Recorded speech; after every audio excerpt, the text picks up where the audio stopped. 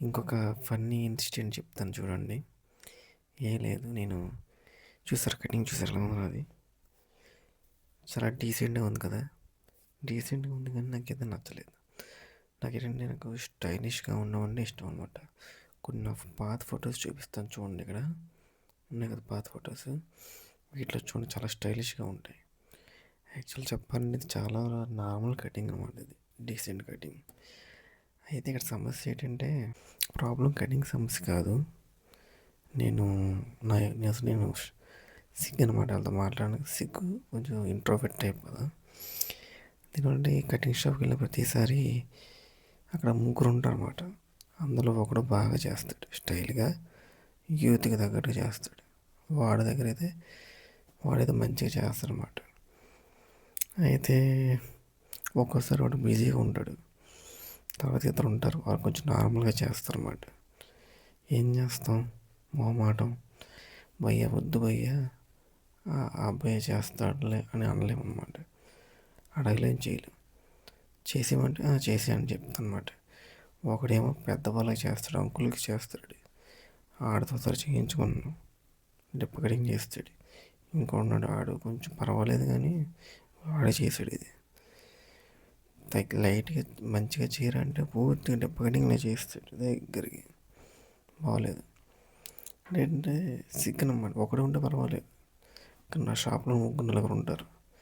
ఇదే ఇబ్బంది అయిపోతుంది ప్రతిసారి కొన్నాక. వెళ్తున్నా కానీ అడగలేం, చేయలేం.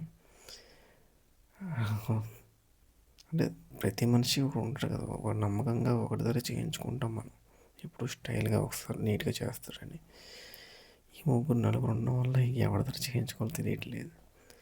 ఒకసారి అలాగే అడిగేసాను అనమాట, భయ్యా ఆ భయ్యా దగ్గర చేయించుకుంటా అంటే ఇద్దరు మొహం మార్చేశారు.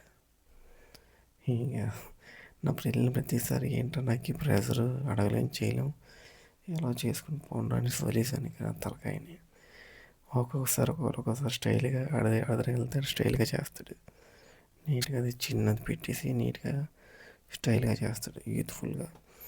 ఒకడేమో అంకుల్లా చేస్తాడు, ఇంకోలేమో అటు ఇటు కాకుండా చేస్తాడు. సో ఇలాగా ఏం చెప్పను. అడుగుతాడు, ఎలా చేయాలి అడుగుతాడు. ఆ ఫోటో చూపించాలన్న చిరాకే వస్తుంది నాకు. ప్రతిసారి ఫోటోలో ఏం చూపిస్తాం, సిగ్గు కాకపోతే ఏం చేయలేం మరి. అలాగా ఒక్కొక్క నెల ఒక్కొక్క కటింగ్ వస్తుంది. ఒక నెల ఏమో స్టైలిష్గా కటింగ్ వస్తుంది, ఒకసారి ఏమో అంకుల్లాగా, ఒకసారి ఏమో రకరకాల కటింగ్లు. అది పరిస్థితి అన్నమాట. సో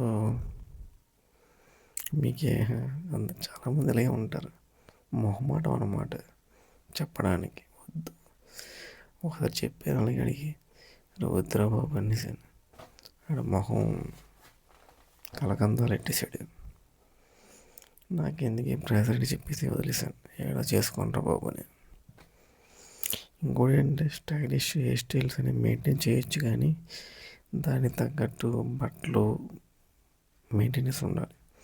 మెయింటెనెన్స్ లేకపోతే స్టైలిష్ హెయిర్ స్టైల్స్ అనేవి మనం వర్కౌట్ అవ్వదన్నమాట. స్టైలిష్ హెయిర్ స్టైల్స్కి స్టైలిష్ బట్టలు కూడా ఉండాలి, లేదంటే ఏంటంటే మ్యాచింగ్ అవ్వదన్నమాట అది. సో నా దగ్గర అన్ని కాస్ట్లీ బట్టలు అయితే లేవు, వెరీ నార్మల్గా ఉన్న బట్టలు ఉన్నాయి. సూట్ అవ్వట్లేదు, నేను కూడా నార్మల్గా చేయమని చెప్పాను అడిగి.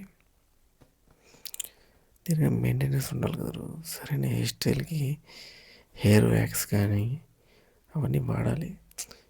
ఎంతైతే స్టైల్గా ఉందో వేసుకున్న బట్టలు కూడా అంతే మ్యాచింగ్గా ఉండాలి, లేదంటే వర్కౌట్ అవ్వదు. సో అందుకే నేను నార్మల్గా చేసేమని చెప్పాను వాడికి. కానీ నాకు ఎందుకో నచ్చట్లేదు, ఏదో డిప్ప కటింగ్లా ఉంది. కొంచెం మరీ తగ్గించాడు, లైట్గా చేయమని చెప్పవలసిందే. చేయరా అంటే ఇంకా తగ్గించాడు వాడు. ఒక 2-3 నెలలకు సరిపడా. పోన్లే 2 monthsకి ఒకసారి చేయిస్తాను, ఇంకో 1 month నాకు మనీ సేవ్ అయిందని చెప్పచ్చు.